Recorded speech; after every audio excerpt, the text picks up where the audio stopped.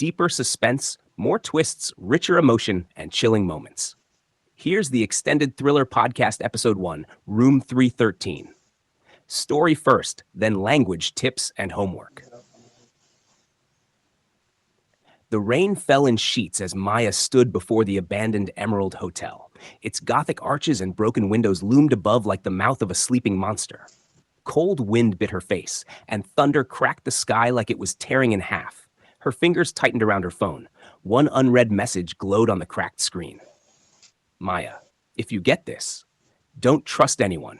Room 313. That was the last thing Rhea, her older sister, had sent. 2 hours ago. Maya's breath fogged as she pushed the heavy glass door. A dull ding echoed overhead as she stepped into the dusty lobby. Cobwebs hung from the chandelier. Chairs were overturned, the desk abandoned, yet the place had an eerie stillness, like it hadn't been empty for long. She paused. Was that a footstep? Rhea? She called. Her voice sounded too loud. No answer. She glanced at the elevators, powerless. Of course. So she turned to the staircase, flashlight in hand, and began to climb. Each step creaked, groaned, as though the building itself whispered. Don't come any closer. Third floor, hallway 3B. She passed faded doors, 301, 305, 309, 313. The brass numbers were tarnished. The handle looked clean, too clean. She reached for it, but don't open that door. Maya jumped. A figure emerged from the shadows at the other end of the hall, a man in a tattered coat, eyes bloodshot, face pale like a ghost. She's not your sister anymore, he said quietly. What? Who are you? Maya demanded. Just someone who didn't listen. Now I can't leave. His voice cracked. That room eats people. Don't go in. Where's my sister? Maya shouted, but the man backed away, swallowed by darkness. Maya's heart pounded. She turned back to the door. Her fingers trembled as they touched the knob. She twisted it. Click. The door creaked open, and the world changed. Inside, the air was cold, still, like no one had breathed here in years. Dust floated in the beam of her flashlight. There were no lights, no sound, no Rhea, but there was a mirror. Huge, antique, black frame carved with strange symbols. It stood against the wall, and its surface shimmered faintly. Like it breathing? Rhea? Maya whispered. She took a cautious step forward. The flashlight flickered. Then, in the mirror, a face. Rhea! She gasped. Her sister stood in the reflection, smiling. But the room behind her? It was not the room Maya was in. The wallpaper was clean. The curtains fluttered in a non-existent breeze. Rhea raised a hand, placed it on the mirror's surface. Help me, she mouthed. Maya staggered forward. Rhea, what happened? How do I get you out? Don't, the voice came again. Maya spun around. It was the man from the hall, now inside the room. I told you, once the mirror sees you, it remembers. I don't understand. You can't save her, he shouted. You'll only join her. Suddenly, the mirror shimmered. Rhea's image dissolved, and Maya saw herself. But not as she was. This version had a sly, twisted grin. Her eyes gleamed with malice. Let's trade places, it whispered. Maya screamed. The flashlight died. The room went pitch black. She backed up, heart racing. Her hand touched the wall, but it was glass. The mirror, she was inside. No, no, no, no, she cried, pounding on the surface. Let me out. Outside the glass, her reflection turned around, smiled, and walked away. With her body. 1 day earlier. Why'd you come back? The cab driver had asked. Maya kept her eyes on the windshield. Family emergency, he chuckled. This town? No one has family here anymore. Just ghosts.